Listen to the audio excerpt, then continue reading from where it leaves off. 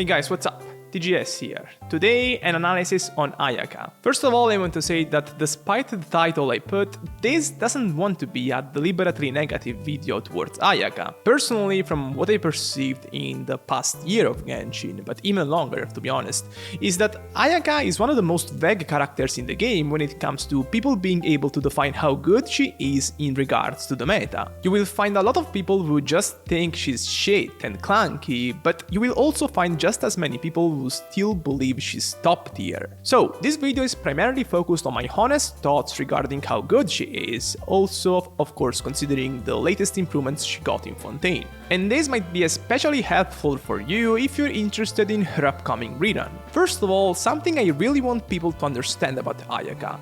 She might be the single character with the highest variance in terms of results in the Abyss, depending on how you play her. One of the reasons is that in the context of the game, her playstyle is still quite unique. She is effectively a nuker carry, so an on-field character whose damage output is specifically focalized in a single instance. However, this instance of damage, which is unleashed after using her elemental burst, will last 5 seconds, which is the duration of the burst itself. This means that in order to maximize the performance of your Ayaka, you need to make sure that you will fully take advantage of these 5 seconds to crush your opponents. Now, it wouldn't be fair to imply that the elemental burst is the only source of damage for Ayaka, and by all means that's not what I'm doing here. Both her elemental skill and her auto attacks are significant sources of damage, which help diversify her gameplay and make her feel like an actual on-field carry rather than just a nuker. But the elemental burst is absolutely without a single doubt the make or break element for Ayaka, because if you can't use it well in a rotation, you will feel bad about it. Back when she came out, this was very consistent for a couple reasons. Mainly, the Abyss consisted of much more basic lineups of opponents than it has today,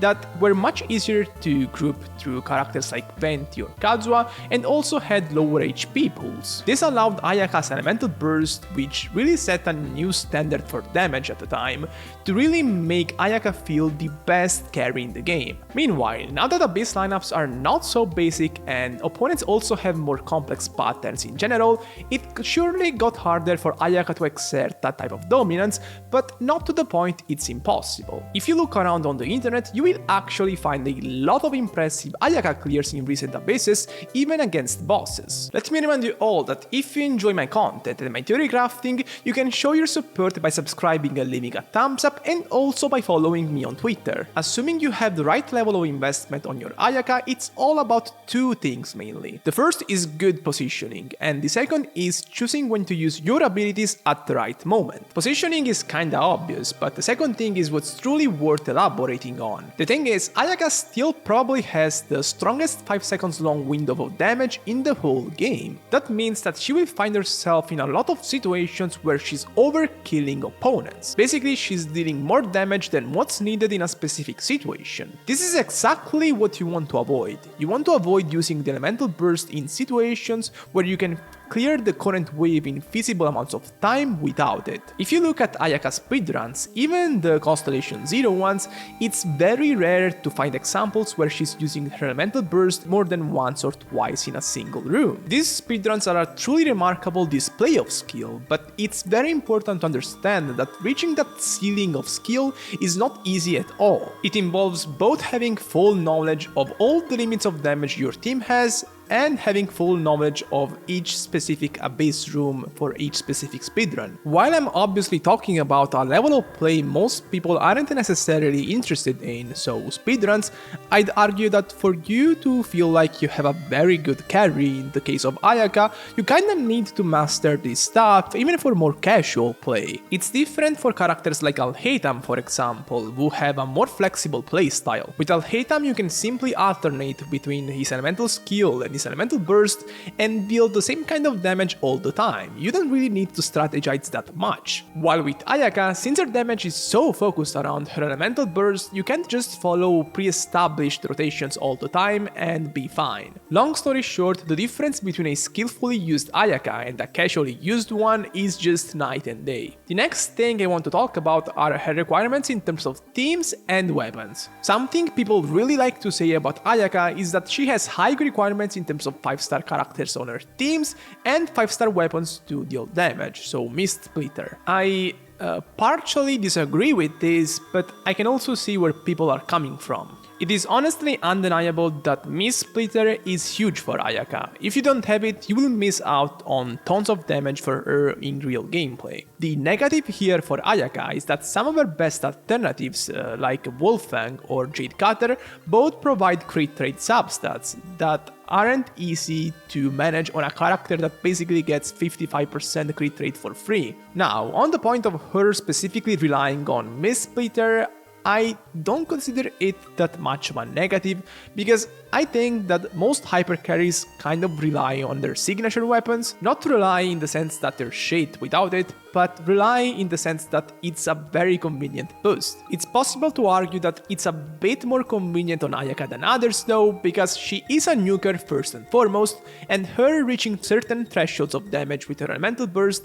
is kind of needed in some situations for her to feel smooth. Having said this, she did get a new free-to-play weapon in Fontaine that is actually pretty good, the Finale of the Deep. The way it works, once the holder uses the elemental skill, it will activate a Bond of Life, which will store the healing the holder receives and then translate it to extra attack. As a result, it's a very good stat stick and pretty easy to use as well if you use healers like Kokomi or even Charlotte on the team. So overall, while at a glance it might look like Ayaka is dependent on Mist Splitter, in reality it's not that bad. About the reliance on other 5-star characters for Ayaka, it's kind of the same for all other characters in the game, in my opinion. It's not fair to put this on Ayaka specifically. Although it's also fair to point out that Ayaka is one of the few 5-stars in the game that benefits from this other 5-star unit that is specifically designed to boost her, and that is Shenhe. Of course, there are a lot of 5-star characters in the game that benefit from 5-star supports,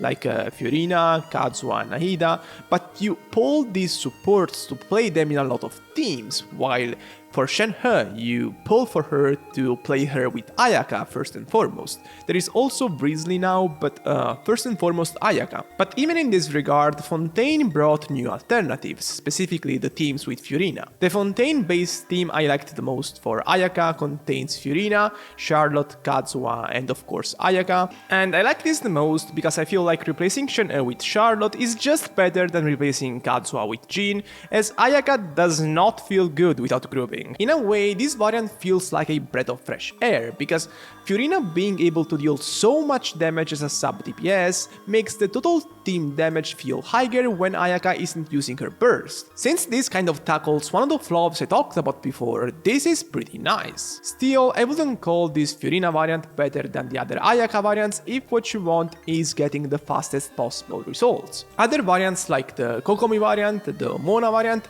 allow you to get more damage from Ayaka specifically, which might be better if what you want is to front load the damage, because that's what you do with her elemental burst. Specifically in practice, somebody like Mona can kind of match Furina in terms of buffing Ayaka, because her elemental burst buff will last for the entirety of Ayaka's burst, which is optimal. A full send offense team with Shenhe, Kazuha, Mona, and Ayaka is still very competitive if you want to speedrun with her. So my opinion about Furina with Ayaka is that the new teams she introduces do feel easier to play in a way, but they might not be necessarily better than the older ones in terms of ceiling. So overall, my opinion about Ayaka is that she can definitely be a great character if you invest on her and if you spend the right amount of time to learn the strategies needed to get those fast, sweet clear times in the Abyss. But it's important to understand that she is now competing with characters like Alhaitham or Nubillet, who can get sort of the same results at high levels or even better without causing nearly as much hair loss. And on the flip side, if you are a player that doesn't want to spend too much time learning about the strategies and such, then I can't in good faith recommend you to pull for Ayaka. Of course, this only applies to you if you care about the meta, but in these scenarios she's just not top tier. And I'm done for today. See you next time. Peace.